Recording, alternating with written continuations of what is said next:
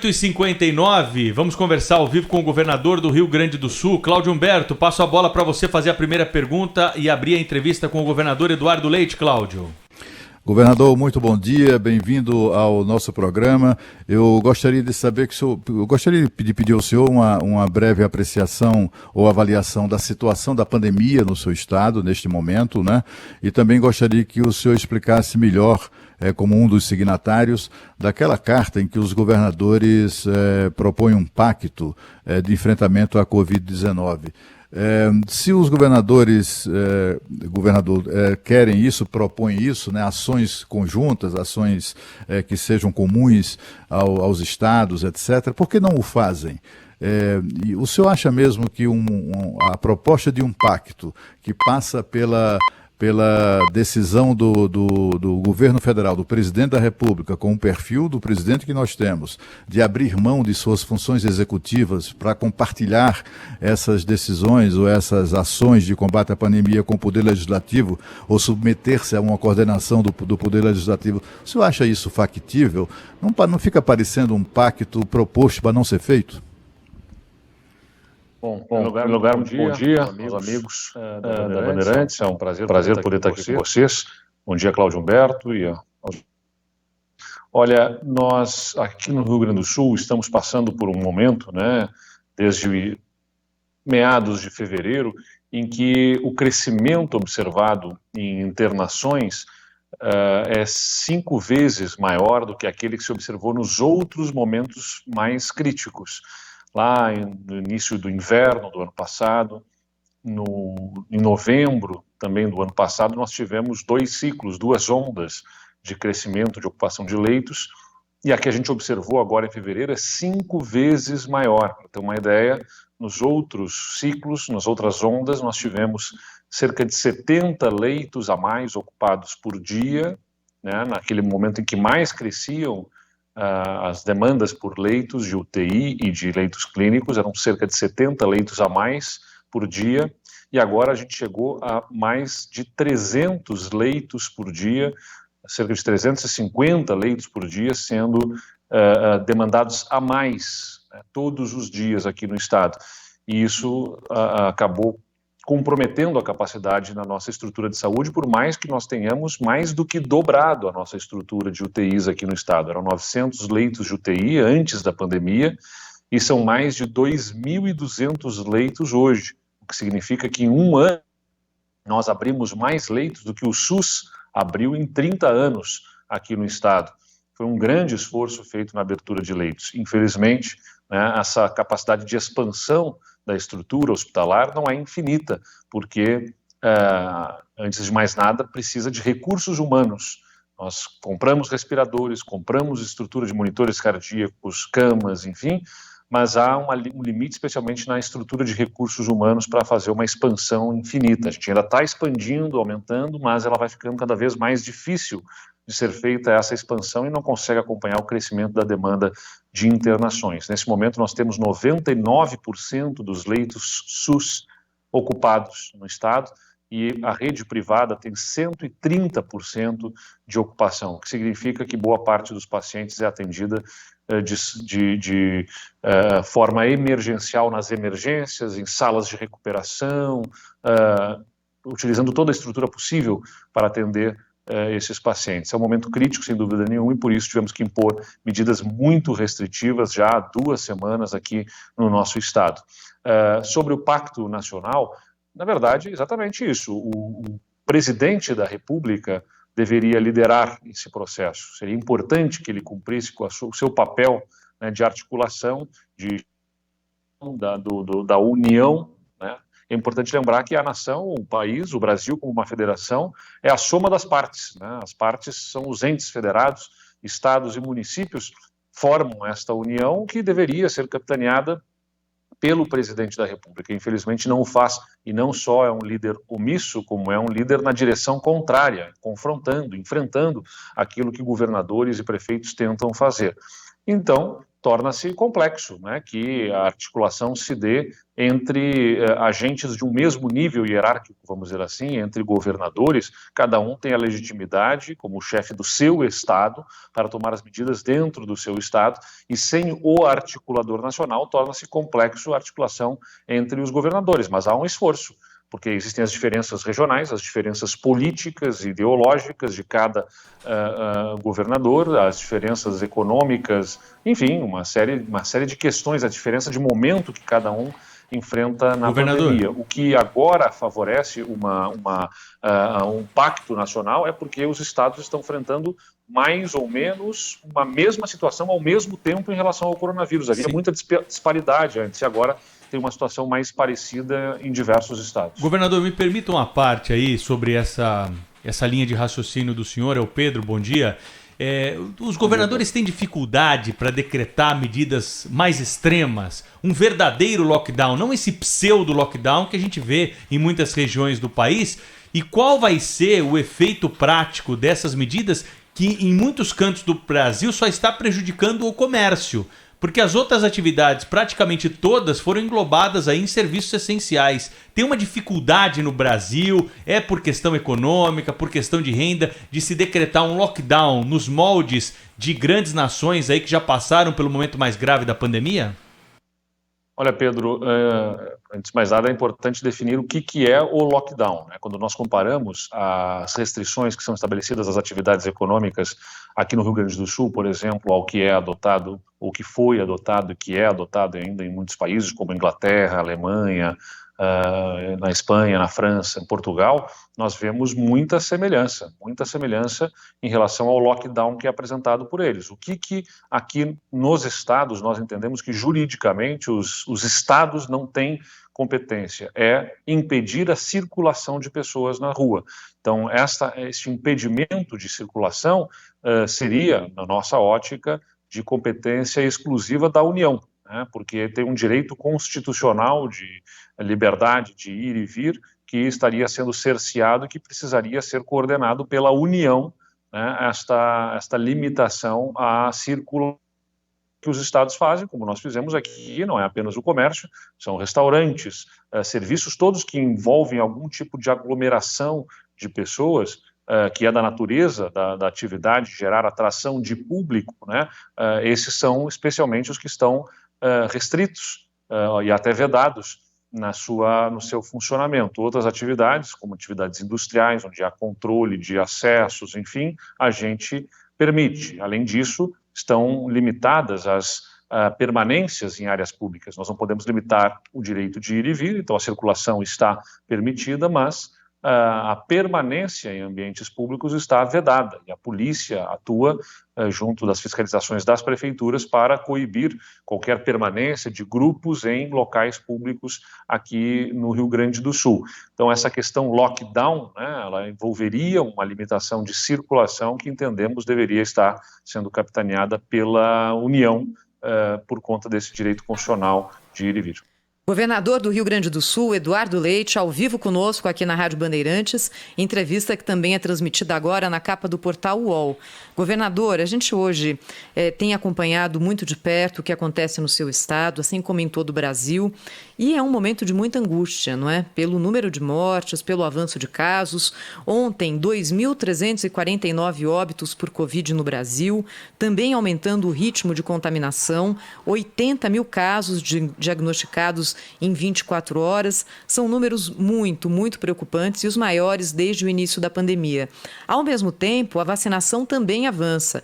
Hoje já são 9 milhões de brasileiros vacinados, com as faixas etárias sendo determinadas por cada estado. Aqui em São Paulo, por exemplo, a gente já enxerga no horizonte o momento da vacinação das pessoas com 72 anos, dia 22 de março. Eu coloco esses dois números para perguntar para o senhor o seguinte: pelo que o senhor tem conversado com médicos, com especialistas, com pessoas também do Ministério da Saúde, em que momento que a gente vai conseguir ter um arrefecimento da gravidade da crise da Covid-19 no Brasil, em que a curva de contágio e a curva de mortes vai baixar e que a curva de vacinação vai avançar? Primeiro semestre, o senhor acredita que isso aconteça, governador? Eu tenho essa expectativa, Thaís. Agora precisa que tenha vacina. Esse tem que ser o foco. Aliás, é importante destacar isso. O presidente, quando deve oferecer vacinas e ajuda, oferece ataques, agressões, né, e aprofunda divisão entre instituições, entre estados, entre instâncias. E isso é muito ruim, prejudica, né, a coordenação para o enfrentamento desse momento. A verdade é que até que haja vacina para parar o vírus, porque a vacina é o que para o vírus dentro do sistema imunológico das pessoas, a gente precisa, infelizmente, parar atividades e parar circulação de pessoas, porque as pessoas transportam o vírus. E a gente não gosta de fazer isso, ao contrário do que algumas pessoas possam querer dizer. Nós fazemos isso porque há um bem maior a ser protegido, que é a vida humana, a saúde das pessoas. A gente está vendo jovens, cada vez mais jovens, sendo acometidos com gravidade pela doença. Então não se resume a pessoas de mais idade, e mesmo que se resumisse, mereceriam toda a nossa proteção e atenção à sua dignidade, respeito, também fazendo o esforço para a proteção delas. Então, a vacina é, sem dúvida nenhuma, o grande caminho. O que acontece? O Brasil já tem negociado cerca de 500 milhões de doses de vacinas. Então, não se trata sobre adquirir vacinas. Não adianta ficar anunciando compras de vacinas. Tem que conseguir antecipar a entrega. Esse é o grande foco. E essa antecipação de entrega, ela deve acontecer também por articulação internacional, buscando a solidariedade de outros países através da diplomacia, algo em que o Brasil sempre se destacou no nacional, com a sua diplomacia, e que, infelizmente, nesse governo fez inimigos, fez adversários, abriu conflitos com parceiros estratégicos, dificultando essa articulação. Mas esperamos que seja tempo de buscar reparar isso e se articular internacionalmente, ajuda e apoio ao Brasil, que é hoje reconhecido como um problema mundial pela expansão dos casos, né, e da gravidade da crise sanitária que nós temos aqui. Então, esse deve ser o foco, a antecipação de entregas de vacinas, para que nós possamos avançar rapidamente nesse cronograma de vacinação ao longo dos próximos meses. Há uma expectativa de que no final do mês de março, início de abril, Butantan e Fiocruz possam estar produzindo juntos quase 2 milhões de doses diárias. É o que me foi apresentado pelo ministro da Saúde, o general Pazuello. A gente tem expectativa que isso se confirme, mas a gente tem que ainda trabalhar para poder articular a vinda de doses de fora do Brasil o mais rápido possível, para que a gente possa estancar esse problema mais crítico, entrar em abril com uma situação mais arrefecida, ou pelo menos com redução da demanda por internações e de casos, e, enfim, irmos conduzindo para um desfecho aí desse ciclo crítico da pandemia. O jornalista Eduardo Castro participa, viu, governador, todos os dias aqui do Jornal Gente, a partir das 9 da manhã, está aqui conosco também para fazer uma pergunta para o senhor. Seja bem-vindo, Eduardo, tudo bem? Bom dia. Bom dia, Pedro, bom dia, Thaís, bom dia, governador, bom dia, gente. Ali atrás, para quem não está vendo, porque estou no rádio, tem uma flâmula da Sojipa, governador, em homenagem ao Rio Grande do Sul. Vou repetir para o senhor a mesma pergunta que eu fiz ontem para o secretário Jean Gorenstein, de Saúde do Estado de São Paulo. O senhor tem alguma ilusão de que, enquanto não houver auxílio emergencial e não houver apoio para empresários e para quem pode perder o emprego, adianta pedir para as pessoas ficarem em casa? Olha, Eduardo, é de fato um dificultador. A gente vive um momento mais crítico que se impõe as medidas mais restritivas, e essa restrição impacta na renda, não é apenas no interesse de empresários, impacta na capacidade de extração de renda de famílias e também nos negócios. Aqui no Rio Grande do Sul, nós anunciamos postergação de datas de recolhimento de ICMS como uma forma de buscar amenizar a demanda sobre esses negócios, sobre esses empresários dos setores mais atingidos, postergando a data para o recolhimento do ICMS, buscando dar um fôlego, né, mas dentro da capacidade limitada que tem o Estado. No Brasil, né, só pode emitir títulos da dívida, ter capacidade de expansão do seu orçamento, expansão financeira, através do endividamento, é verdade, mas é a capacidade de aumentar o fôlego financeiro, é a União. O governo federal é que tem essa capacidade. Os estados não podem fazer isso. Então, essa capacidade é da União e, portanto, com tantas medidas quantas forem possíveis e necessárias que são nesse momento, deve ser feito o socorro com auxílio emergencial e com também esse apoio aos negócios nos setores mais atingidos, para que a gente pudesse ter a maior adesão possível ao distanciamento, porque, senão, aumenta o nível de contestação, de reações. Aqui no Rio Grande do Sul, tanto quanto em São Paulo, a gente tem manifestação de, por um lado, negacionistas, né, que negam a importância do distanciamento social, mas de outro, gente que está realmente aflita e angustiada, ansiosa, em função de não ter fonte de renda para poder aderir aos mecanismos de distanciamento. Governador, uma discussão que está crescendo sobre vacinas é sobre quebra de patentes. E recentemente o Brasil votou contra a quebra de patentes de vacinas e remédios para a Covid na OMC. O senhor defende que o Brasil adote outro tipo de posição em relação a isso? O senhor defende quebra de patentes para esses medicamentos? Pelo que eu tenho conhecimento até aqui, Thaís, o problema não são as patentes, o problema é a capacidade de produção. A capacidade de produção das vacinas é que está limitando a entrega de doses das vacinas. Então, não é um problema de patentes, não há uma limitação das patentes para a produção. O próprio Brasil, por exemplo, não tem capacidade de produção do IFA até agora, né? Então, esse insumo ele precisa vir de outros países e eles têm uma capacidade também limitada da produção. O Brasil espera, pelo que também tomei conhecimento, antecipar para maio a data, o momento em que o país conseguirá começar a produzir o IFA. Então, não é um problema das patentes neste momento, pelo menos.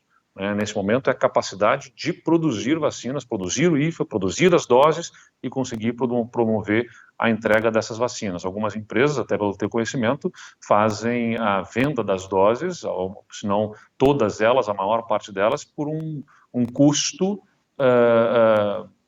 de produção, né, sem terem agregado valor de lucro sobre essa produção. Então, é menos sobre patentes e mais sobre ampliar a capacidade de produção de doses dessas vacinas, com a imensa responsabilidade que é produzir, né, com todos os testes, com todo o cuidado, porque nós estamos tratando aqui de injetar no toda a humanidade, praticamente, né, produzir para a humanidade inteira vacinas que não podem, né, gerar efeitos adversos que comprometam a saúde pública também. Governador, hoje, né, no mundo político, o debate é sobre a possibilidade do ex-presidente Lula voltar a ser candidato, né?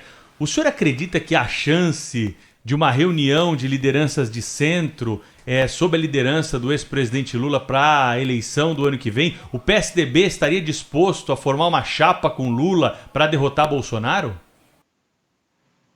Olha, é até um tanto desconfortável falar sobre o processo eleitoral no momento que a gente está vendo tantas mortes no país, nesse momento crítico, né, da pandemia, em que o foco das pessoas é vacina, né, e não eleição. Mas eu sei, entendo também, aqui não é uma crítica à pergunta, eu sei que as pessoas querem também saber e discutir numa semana que a política, né, foi tão tratada em função dessas decisões do Supremo Tribunal Federal. Eu acho que quem senta à mesa para pedir apoio tem que ter humildade também para saber discutir, apoiar.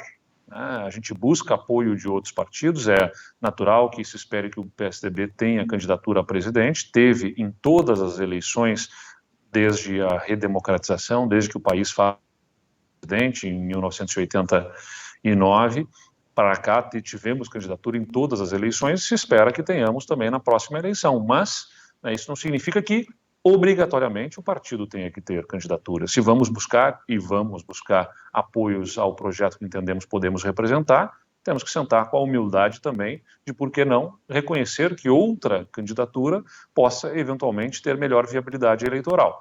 É importante que um candidato a presidente tenha, na minha visão, 3 capacidades, 2 delas ligadas diretamente à sua atuação como um futuro presidente, a capacidade técnica de gestão, de administrar uma equipe, administrar na máquina pública, conhecendo os caminhos, conhecendo a agenda, né, entendendo planejamento, estratégias de gestão que são importantes. É importante que ele tenha a capacidade política para poder abrir os caminhos, a necessidade, a governabilidade no país como o Brasil é difícil, né?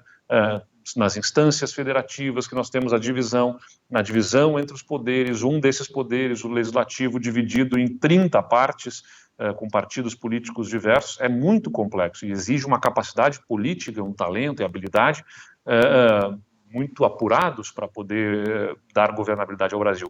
Mas, antes de tudo, terceira capacidade, que é talvez a primeira, que é a capacidade eleitoral. E essa capacidade não é definida apenas pela capacidade individual, porque ela é determinada também em função do ambiente, do contexto, da circunstância em que vivemos. E não sabemos ainda que circunstâncias serão as eleições do ano que vem. E acho que temos que chegar lá reconhecendo quem tem a maior viabilidade, a capacidade eleitoral para vencer as eleições e poder colocar o país de volta ao centro, à sensatez, ao bom senso, ao equilíbrio, à sobriedade e fora dos extremos que já jogaram o Brasil nesse fosso político, econômico, social que nós estamos aí vivendo, porque centro não significa ausência de posição, significa ter posição, como nós temos, sobre privatizações, sobre concessões, sobre reformas, mas fazer isso respeitando as pessoas e quem pensa diferente, com base nos argumentos, no respeito e buscando fazer prosperar uma agenda que mexa com o que realmente importa na vida das pessoas, porque boa parte dessa briga política que a gente vê aí acontecendo